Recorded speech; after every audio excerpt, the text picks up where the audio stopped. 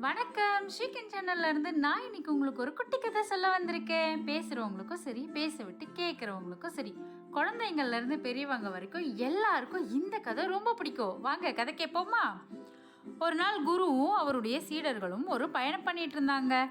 வழியில ஒரு நாய் இறந்து கிடந்தது. அதன் உடலில் ஈக்கள் எல்லாம் மொய்த்து கொண்டிருந்தன. அழுகி போன அதன் உடலிலிருந்து துர்நாற்றமும் வீசியது. இதை பார்த்த சீடர் ஒருவர், எவ்வளவு அருவருப்பாக உள்ளது என்று முகத்தை சுளித்துக் கொண்டார்.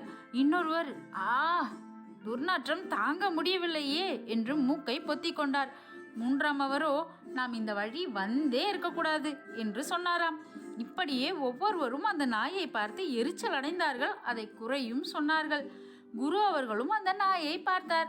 ஆஹா, இந்த நாய்க்கு எவ்வளவு அழகான வெண்மையான பற்கள், முத்து போன்று இருக்கிறதே என்று சொன்னாராம். இதை கேட்ட சீடர்கள், குருவே, இருந்து கிடக்கும் இந்த நாயும் சூழலும் எவ்வளவு அருவருப்பாக உள்ளது, நீங்கள் இதை புகழ்ந்து பேசுகிறீர்களே என்று கேட்டார்களாம்.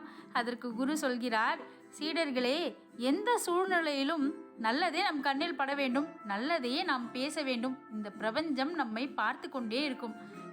முடிந்தவரை நல்லதையே பேசுங்கள். அது உங்களுக்குள் நல்ல அதிர்வலைகளை ஏற்படுத்தும். அது பிரபஞ்சத்தின் வழியே மற்றவர்களையும் சென்றடையும் என்று குரு சொன்னாராம்.